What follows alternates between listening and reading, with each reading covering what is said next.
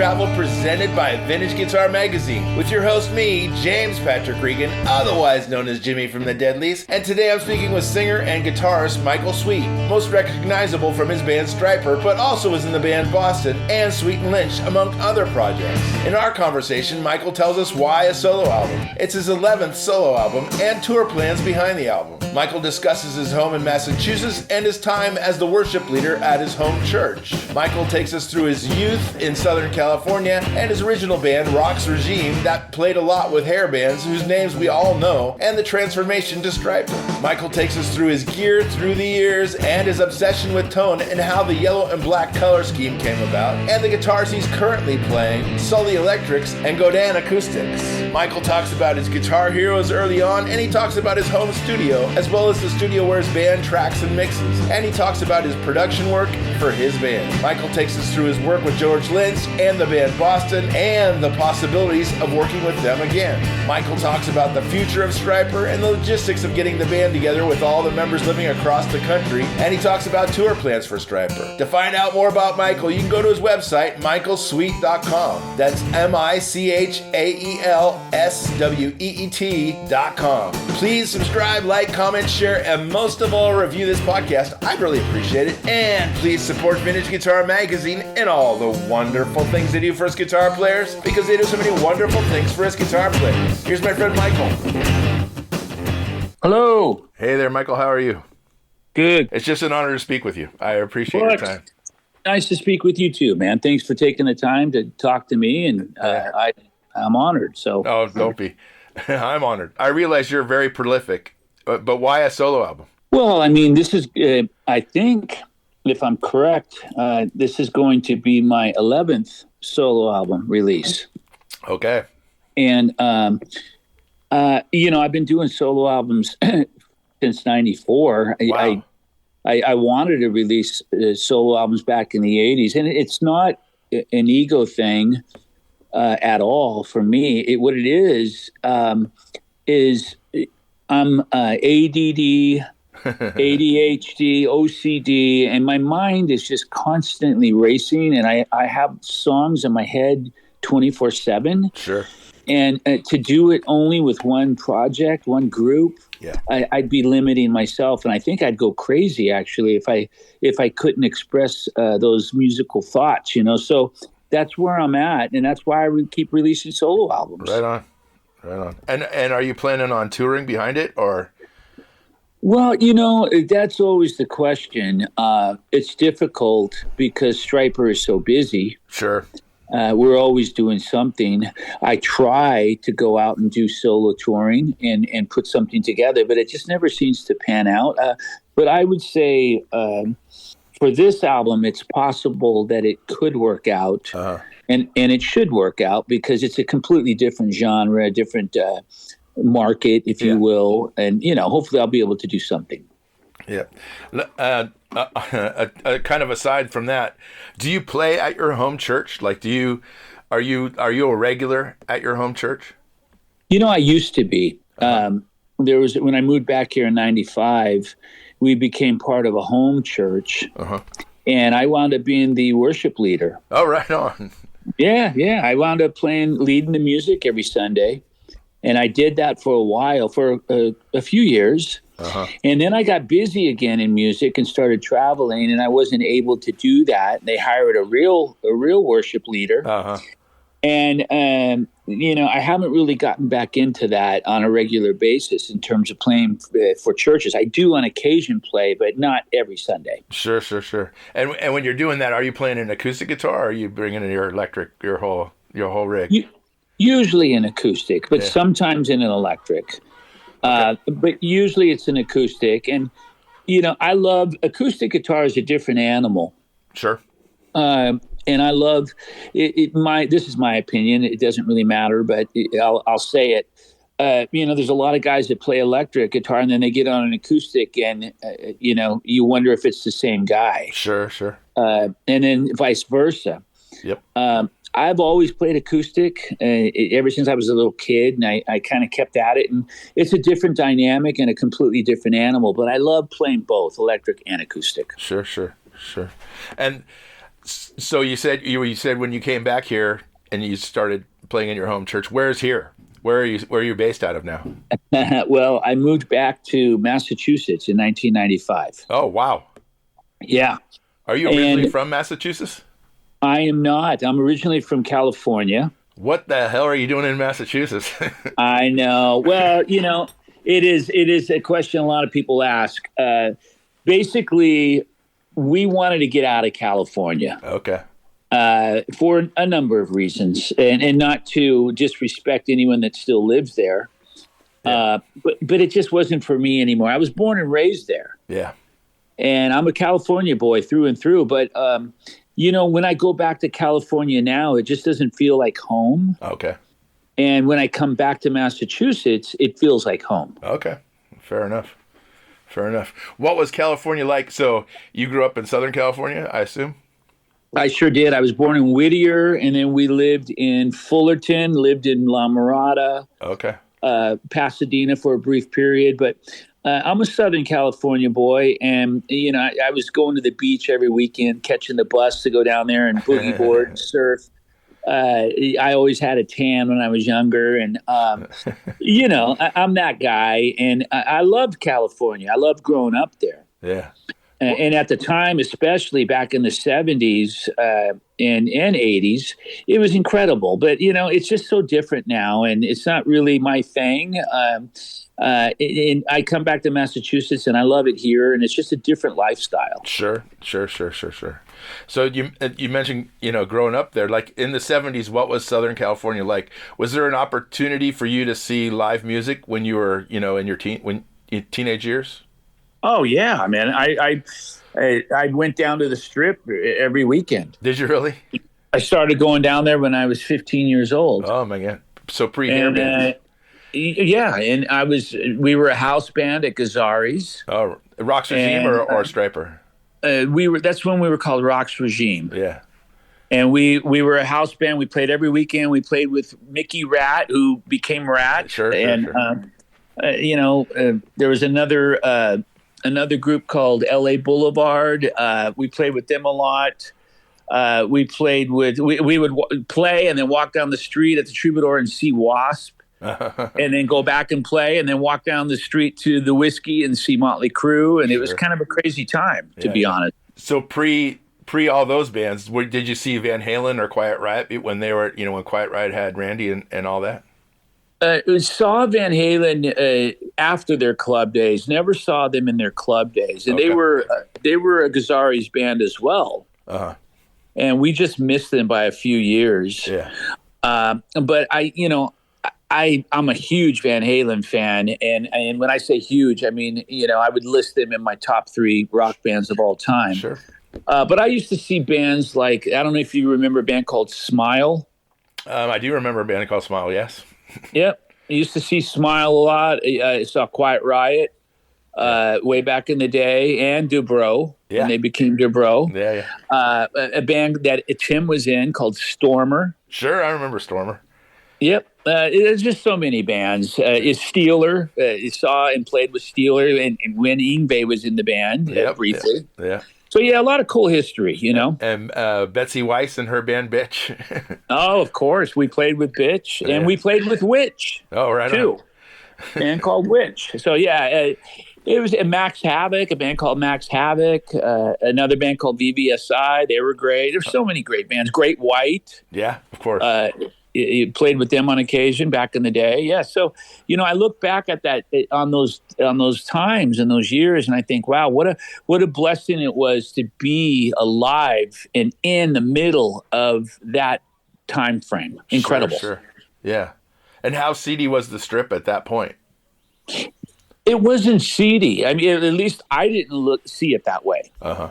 Maybe it was as seedy as you can get, but I didn't see it that way. I just saw it as an exciting scene, and I was in it, and I was thriving as a young musician, absorbing it, taking it all in, learning, and that's where I lived. I would literally get when I didn't have a car, I would get a ride down to the Strip and get dropped off, and then figure out a way to get home.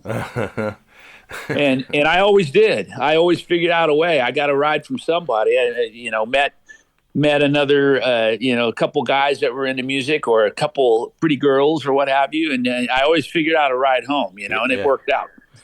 Were you playing guitar in bands in high school and singing in high school? Oh, yeah, yeah. I mean, I always played guitar. I played guitar first. Okay.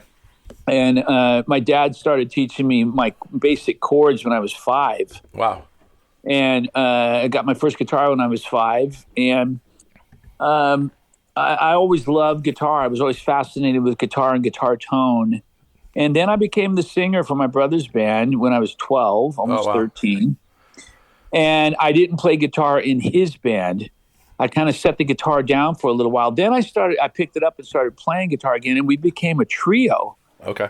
Which I'm sure quite a few people don't even know. And yeah, I always look at myself as a guitar player first and a singer second. Uh-huh. But unfortunately, it didn't really work out that way. I'm kind of known as a singer first, and sometimes not even known as a guitar player. So I'm always reminding people that hey, I play it as well. So, and in those early years, what were you playing? Way back in the day, my first electric guitar was a guitar that my grandmother gave me, and it was an Epiphone, solid body. Early 60s, I want to say a 63, a maroon color with a white pick guard. Wow. And it had single coils, and I love that guitar. It had a great neck on it. Was it like a cornet or like a Wilshire or one of those? I'd have to look it up. It had the single cut. It was a single cut. Okay. And I know John Lennon had this same guitar for a brief period of time. Huh. And I wish I could get that back because I love that guitar. But that was my first guitar. And then I got into buying gear, and I bought a Les Paul. Uh-huh. And then I bought a Hamer. I had a Hamer for a while. I had a Dean. And then I went back to Gibson's. I bought Stephen Pearcy's white Flying V. Wow. And that's the one that you see that's striped when we were a trio. Okay. There's some photos floating around. My brother taped it and varnished it and kind of ruined the guitar, But yeah, man, I went through a lot of guitars. I was probably more of a Les Paul guy for about 2 or 3 years. And then I eventually became a V guy, and I've played Vs ever since for the most part. Okay. All right. And what about amps? What were you using for amps back then? Back in the day, I was one of those guys. I would go in a music store when I was a kid, when I say a kid, 15, 16 years old. Yep. And I would pick up a guitar, plug into an amp, and it would sound like crap. Because it was just, I was plugging straight into it. And I always wanted to improve the tone. So I would go back in the PA department, pro audio department, and I'd say, hey, see that EQ there? Let me try that into the front of the head. And they'd say, you can't do that. That's for PA. Uh-huh. And I'd say, of course I can do it. Let me try it. Yeah. And it was a Furman PQ3. Oh, wow. And it was at a music store called Whittier Music. Okay. And I plugged that in to a Marshall, and the rest is history, as they say. That was the Stryper tone. I added that 800 and got that real squawky Michael Schenker tone, and that was the Stryper tone, man. And it kind of blew everybody's mind in the music store. Everybody was like, what are you doing? And eventually, guys like Dimebag heard it and wound up using a PQ3 and 4. Oh, wow. And a number of other people. So I'd like to think that I kind of started that trend, but who knows? Right on. That's great. Did you end up using Marshalls in those early days? I used Marshalls. Yeah, I used Marshalls in the early days, but there was something that I bought.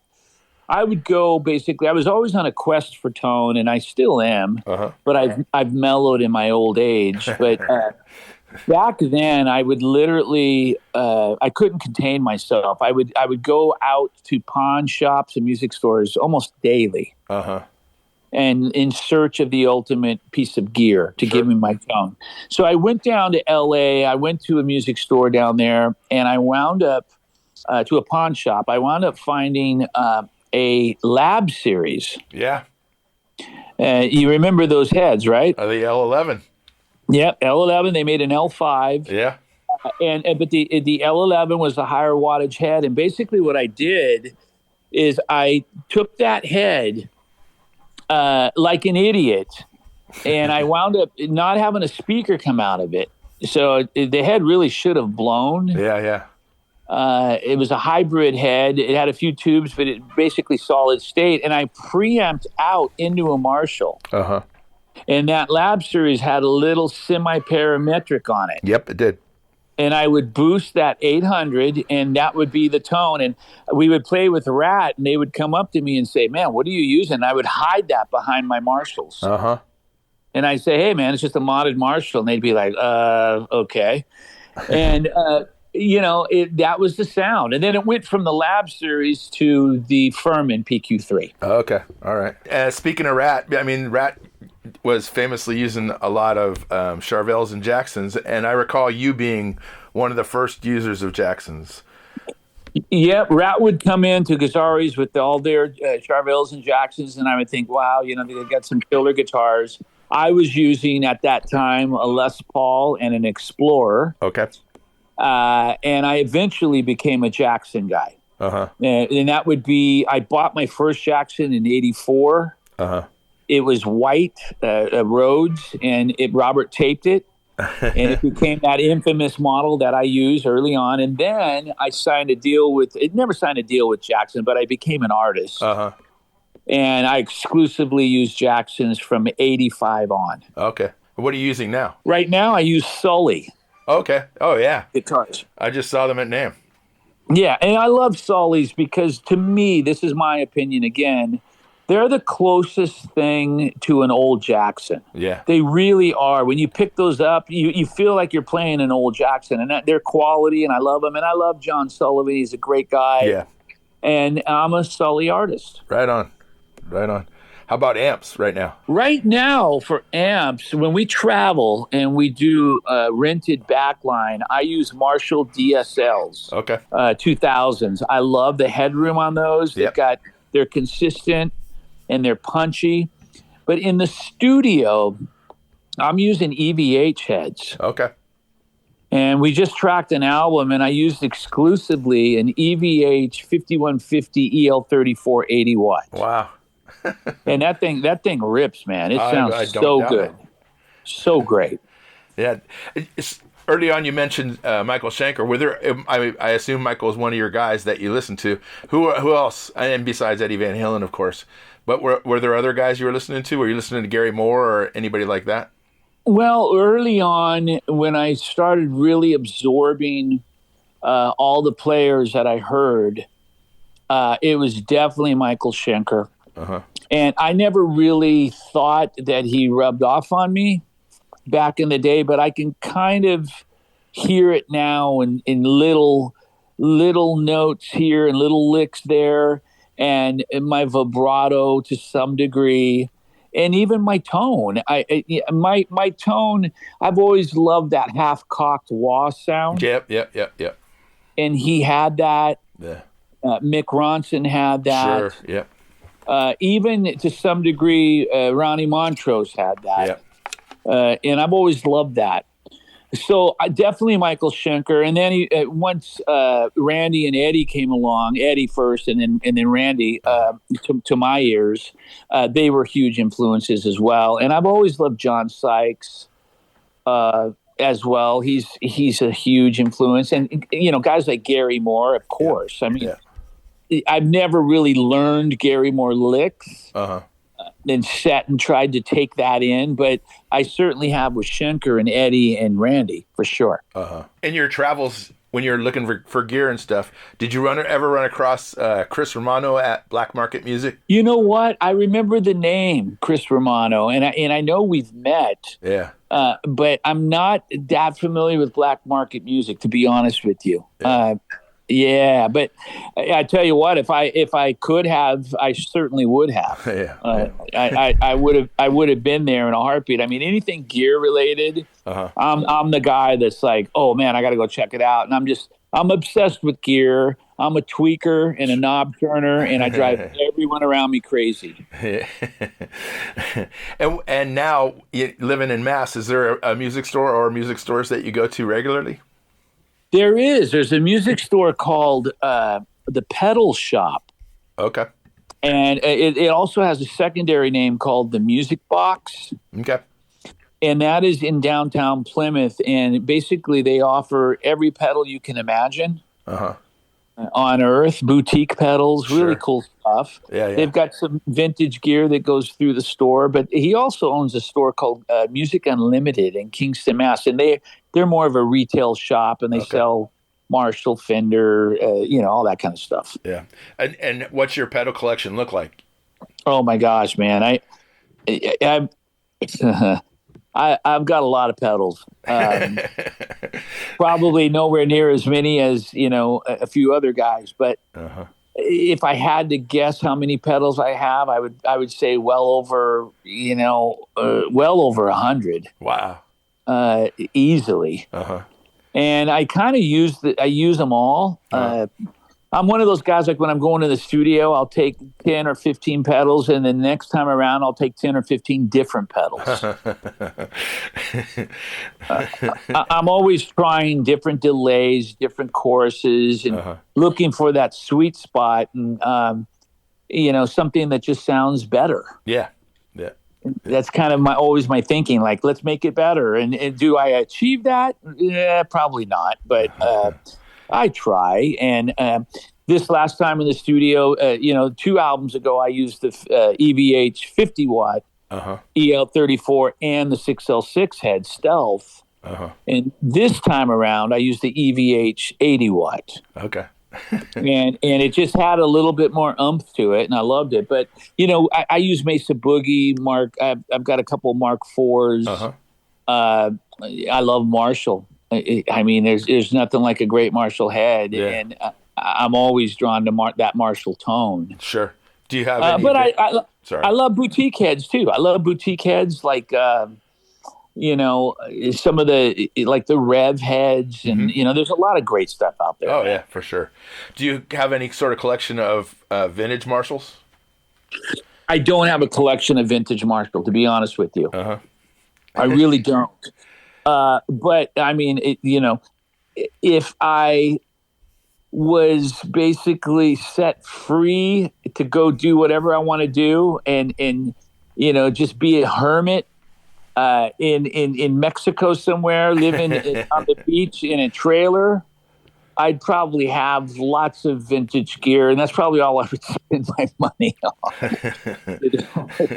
But reality doesn't permit, No. And do you have a home studio? I do. It's not really a studio.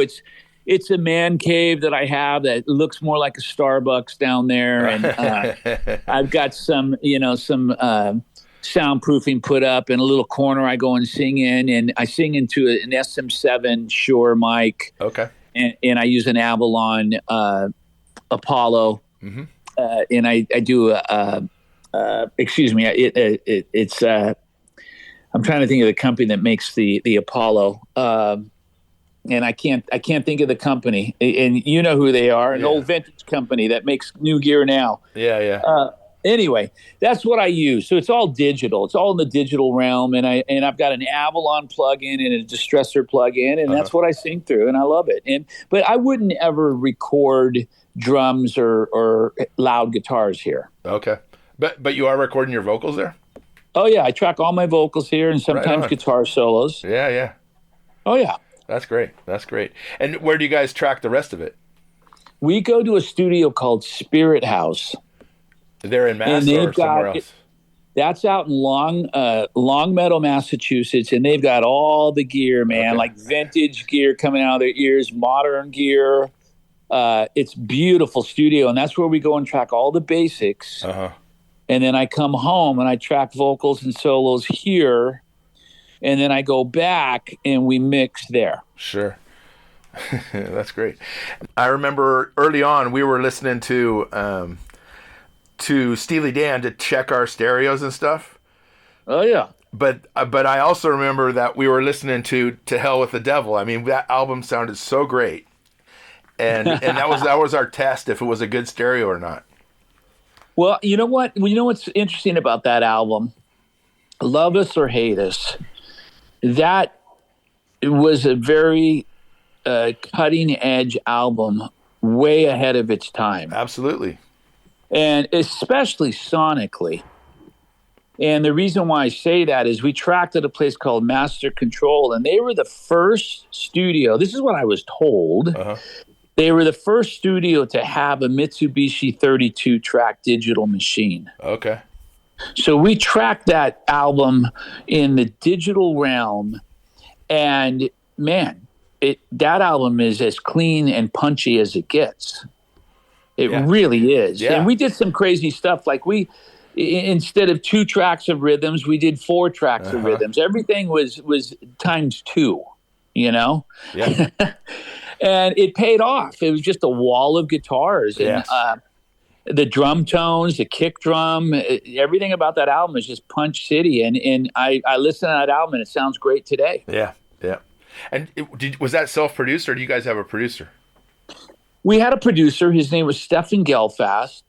And he got the gig based on having produced, or so we thought, having produced the John Waite single, Missing You. Oh, of course, yes.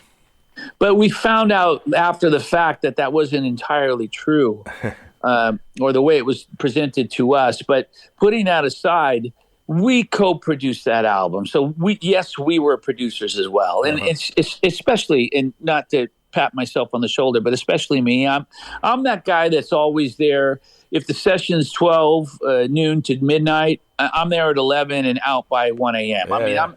I'm there through it all. You know, whether it's drums, bass, guitars, vocals, you name it. I'm very involved and very hands-on. Yeah. And are you for your solo album? Did you use a producer, or just in general? Are you producing everything now? I am all the Stryper albums I'm producing. Right on. The solo album, the new solo album, it's a completely different animal. And unlike any Stryper album, really. And it's co-produced. So yes, I produced it along with a gentleman by the name of Jeff Savage, who is a keyboard songwriter out of Nashville. Okay. Right on. Right on. That's great. Oh yeah, man. And it's cool. I can't wait for people to hear the album because it's very different, very eclectic. And yeah, no, I heard the track that you released, but I Master Plan. Yes, exactly. It's fantastic. Sonically, it's just as clear as you'd expect from you. Well, man, look, it to me, my take on that is there's so many albums that come out from artists from my time period that it shouldn't come out. I just I hear, and not every album, but quite a few. Occasionally you'll hear an album that sounds really great, but there are so many albums that just sound like overcompressed and almost distorted, and not well recorded. Yeah. And not really thought out properly. And again, my opinion. And I just kind of shake my head and I think, gosh, why would you guys allow that to go out? And I try really hard not to release anything that isn't up to par. Sure.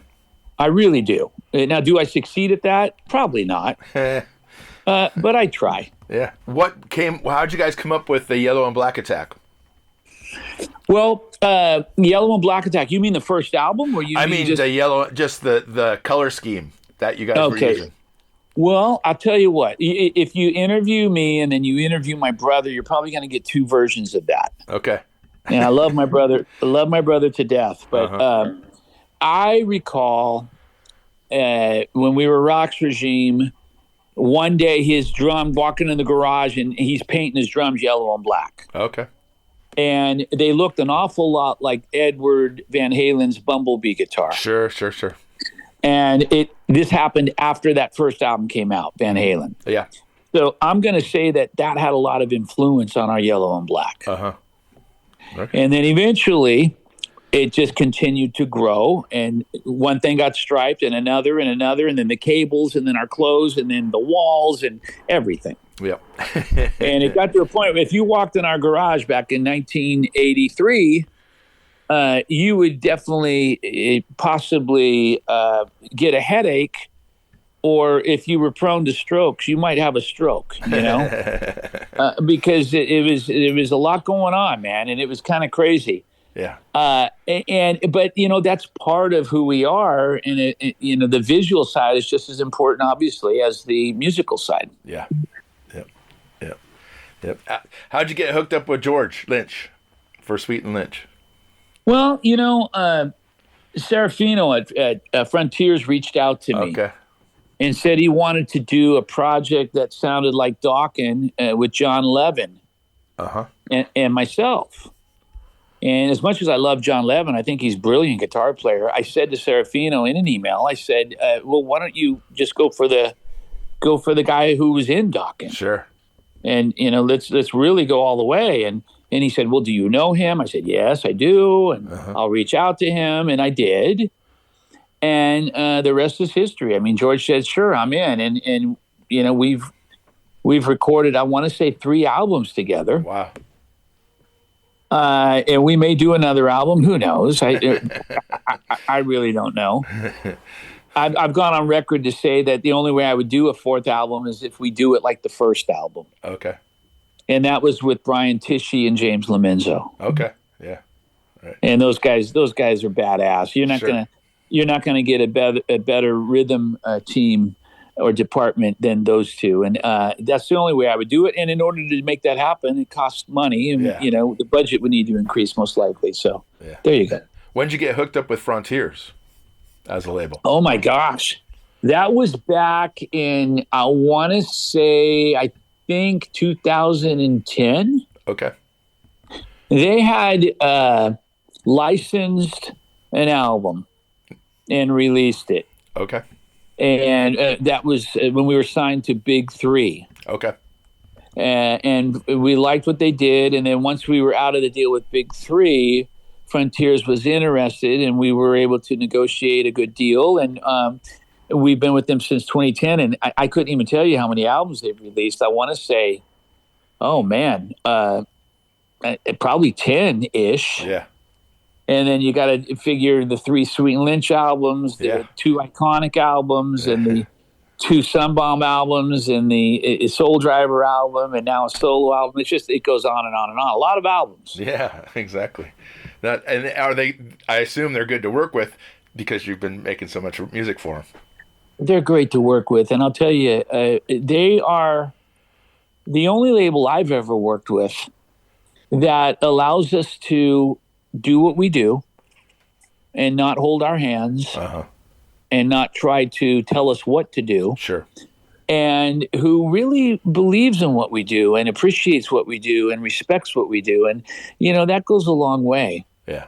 And history shows that obviously we're both happy. Both sides are happy because we're still working together. Yeah, exactly. So it's a lot of music. And here we are in 2026. And I could see us working together until I retire. Yeah. Are any plans on retiring? Well, no plans right now. But I got to be honest with you. When I think about retirement, it sure sounds nice. Just chilling at home and growing a beard and putting on 20 pounds sounds amazing. Yeah, I don't think so. I don't think you're going to do that. Not anytime soon. How'd you end up in Boston? Well, I'm not 100% sure. Okay. That's a good start. Just kind of, I give my version and I think that's correct, but I don't know with certainty. I wrote something about Brad Delp when he passed. Okay. And what he meant to me. And it went online, and Kim Scholes read it, Tom's wife. Yep. And she reached out to my manager, Dave Rose, and wanted me to come sing at what was going to be their last show. Okay. And I said, sure. And they wanted me to sing a song called Higher Power. Mm-hmm. And to be honest with you, I had never even heard that song. And I'm a big Boston fan. That was the first album I ever bought. Sure. So I went and listened to Higher Power, and then I got it. I realized why they wanted me to sing that. Lyrically, it was tailored more towards my faith and whatnot. Yeah. So I said, sure, absolutely. And then I was mowing the lawn one day, and Tom called me, and he basically opened the door for me to come and sing more because some of the singers had dropped out. Oh, wow. Mickey Thomas and Sammy Hagar and Ann Wilson, they weren't able to show up. Okay. So I wound up singing More Than a Feeling and Peace of Mind, Rock and Roll Band. Yeah. And playing guitar. Yeah. Did you play the intro to More Than a Feeling? I don't even remember. Okay. I don't even remember. You have to watch the videos on there's video on YouTube. But, okay. I remember being in rehearsals. I walked in and we started with guitars, and Tom was really impressed and loved how the guitars sounded and said they've never sounded so good. Cool. And then he said, all right, a few days later at rehearsals, he said, all right, let's hear you sing More Than a Feeling. And I had to go in the bathroom and splash water on my face and change my underwear because, to me, in my opinion, that's the hardest song in rock and roll to sing, period. Yeah. So I just did my thing and they liked it, and thank God. And then they asked me to join the band after that show. That was supposed to be their last. Yeah. Did you tour with them? I did. I toured. They asked me to join in 2007. And they said, we're going to put together a tour for 2008. I thought it was going to be, 10, 15, 20 shows. It was 56 shows. Wow. And with Styx opening. And we went out and we headlined arenas and sheds, and it was mind-blowing, man. And it was more, I viewed it as a celebration to Brad. Sure. And, that helped me get through it because I was going through a tough period. My wife was sick at the time, and I was her caretaker. So it was just an awkward, odd feeling to be out on the road during that time. Sure. Is that why you left? Why I left the band? Well, I would say not really why I left the band. No, because Kyle passed in 2009. Okay. And I left in 2011. Okay. And I basically, just for a number of reasons, primarily because I felt like they were going to continue touring, which they did. And that would have meant that I would not have been able to tour or do anything with Stryper. Sure. So you would have seen a lot less from Stryper. And I think the priority is and should be Stryper. Yeah. So I left, and I remember getting a phone call, from the publicist of Boston, and they weren't too happy with how I did that, because I just kind of did a press release and did it and moved forward with leaving it. And I think they wanted to do it a different way, but I don't have any regrets. Sure. Because I was able to focus on Stryper and make that a priority. Yeah. But if they do anything more down the road, Boston, who knows? I don't even know if that door's open. Yeah. For me, I know they bring back people on occasion that were once in the band, and who knows if that would ever happen with me. I have no idea. Yeah. But I can say this: I respect Tom immensely, and I love Boston, and they shaped me a lot as a musician. Okay. Oh yeah. Cool. Yeah. Did you have a hand in at all with who followed you? No, our old bass player, Tracy Ferry, wound up joining the band after I left. Okay. And, but in terms of who took my place, I can't even remember. I don't even know his name. Okay. But someone that became a dear friend of mine is Tommy DiCarlo, the other singer. Sure. And he's a great guy, man, and a great singer. And what a story that was, because he was basically working at Home Depot, and then he was on stage singing Boston. Yeah. which was just mind blowing and really cool. Yeah, absolutely. This might be naive on my part, but is being in Boston, does that have a hand in why you live in Massachusetts now? Well, it could indirectly, or directly. I don't know. It might. I mean, it certainly made life a lot easier for me because I was able to drive to rehearsals. Sure. And drive to what was going to be their last show, and go to Tom's house and watch American Idol. So you'd already lived in Massachusetts at that point? I was living at that point. I moved here in 95, and that all took place in 07 through 11. Yeah. Okay. All right. Oh, yeah, I know. Crazy. So, I mean, it certainly made it easier for me to be in the band. Yeah. But I would think that even if I lived in L.A., I would have just hopped on a jet and, Sure. Yeah. Is everybody currently in Stryper, or is everybody in Massachusetts? No, nobody is. Yeah. No, I'm the only one. And, now that my wife, who co-manages the band, obviously lives here. Uh-huh. My daughter, who works for the band, lives here. Okay. And the label, Frontiers, my label liaison and A&R guy, uh-huh. He lives up in New Hampshire. Okay. So he's literally an hour and a half or two away from me. Yeah. So that's kind of cool. It is. Where does everybody else live? Well, everyone else is in different states, man. Unfortunately, Rob and Oz are in Vegas. Okay. And Perry is in Myrtle Beach. Okay. Our co-manager Dave Rose is down in Raleigh, North Carolina. Yeah.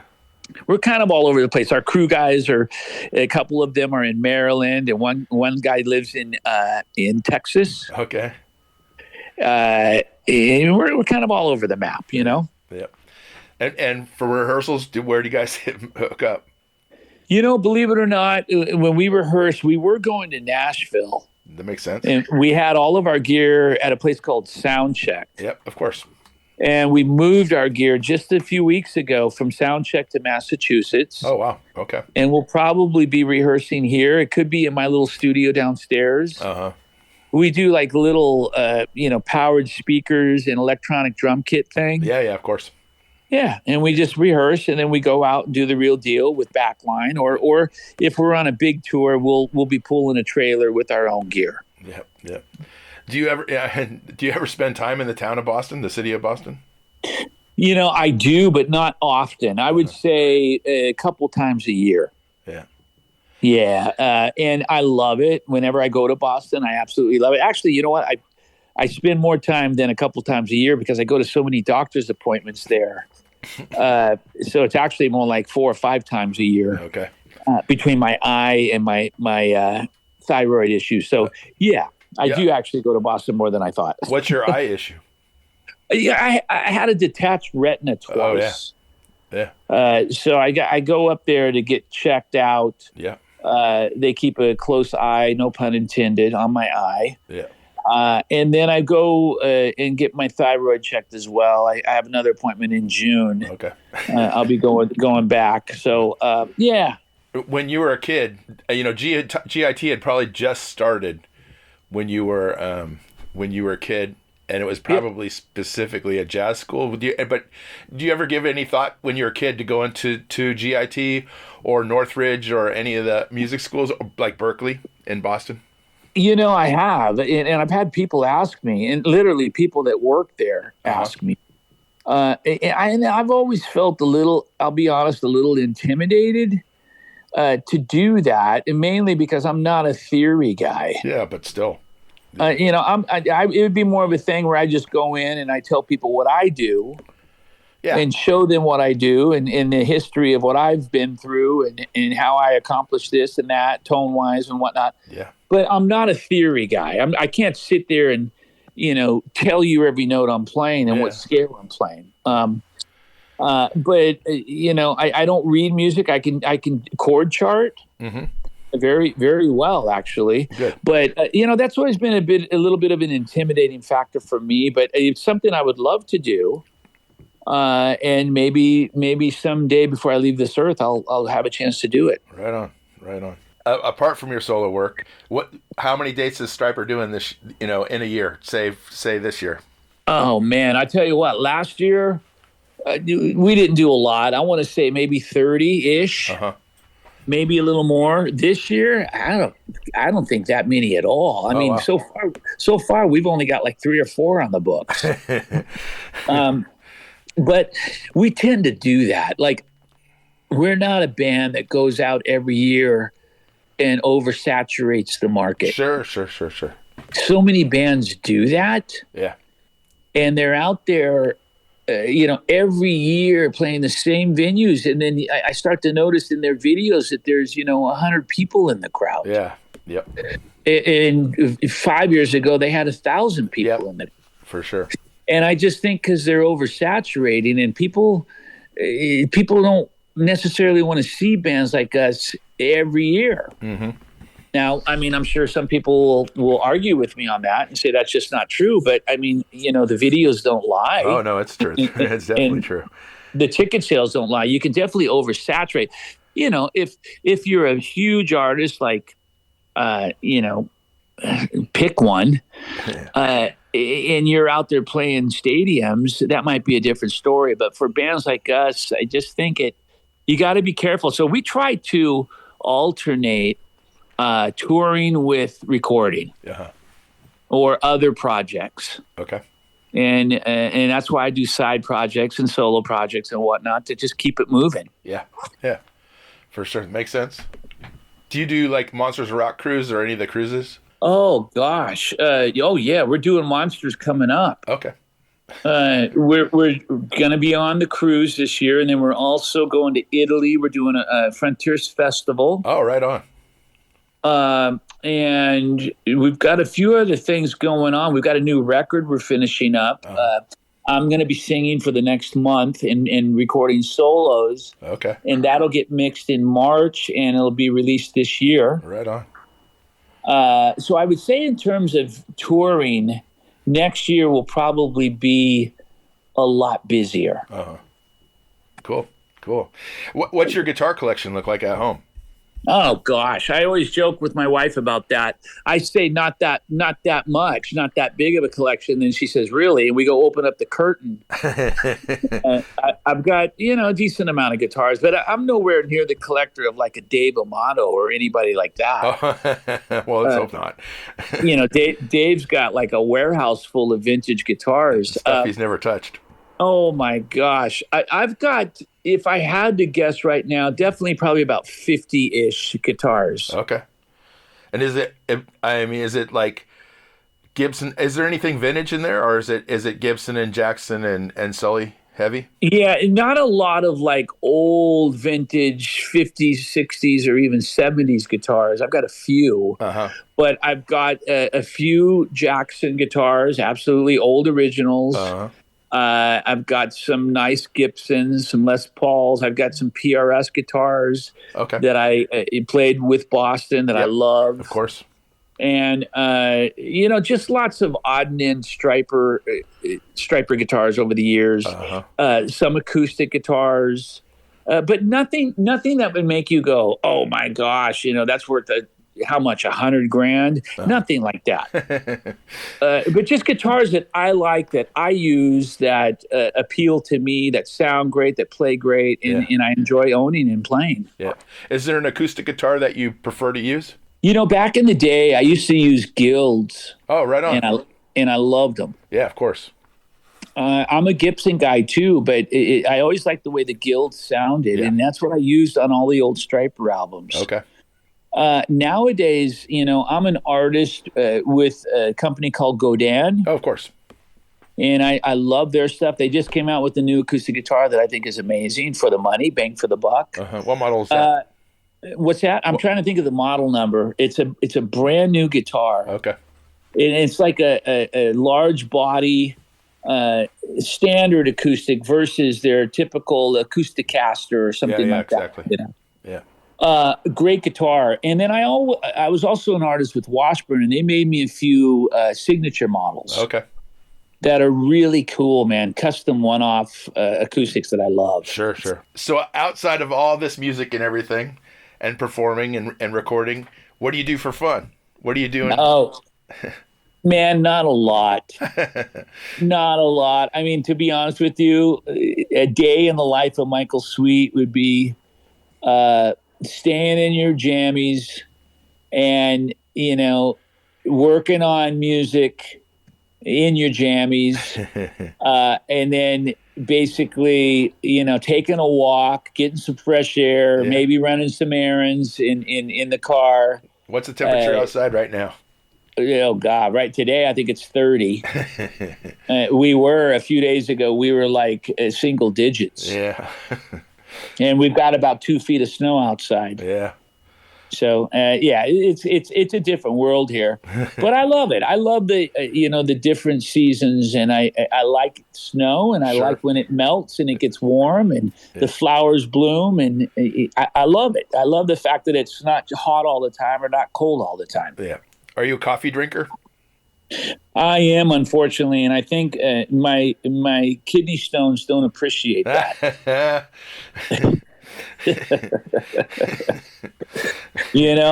I mean, I drink coffee, and I passed a few kidney stones, and my doctor just says, stop drinking coffee, drink more water. And it's like, I do like coffee, yes. Yeah, right on. And is there any particular type of coffee you like, but more than any other kind of coffee? I'm into this Nespresso thing like everybody else. Oh, sure. And I buy the Starbucks pods, but I keep telling Lise we should just go back to the French press. Yeah. That's the best coffee you can have, and we have one, and I don't know why we don't. I like getting in the car and getting out of the house and making a run to a local coffee shop. Sure.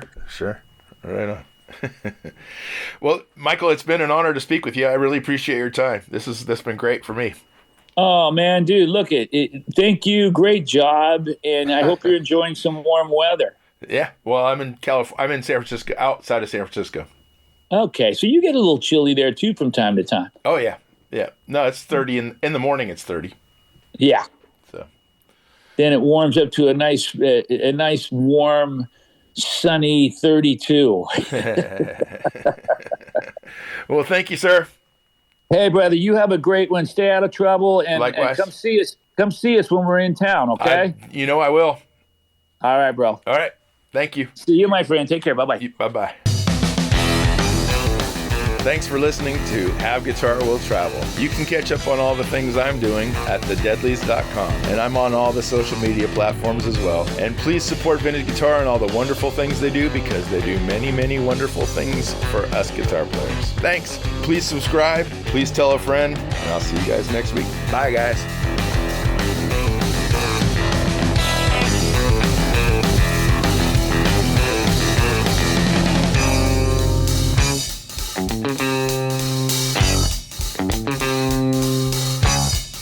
Thank you.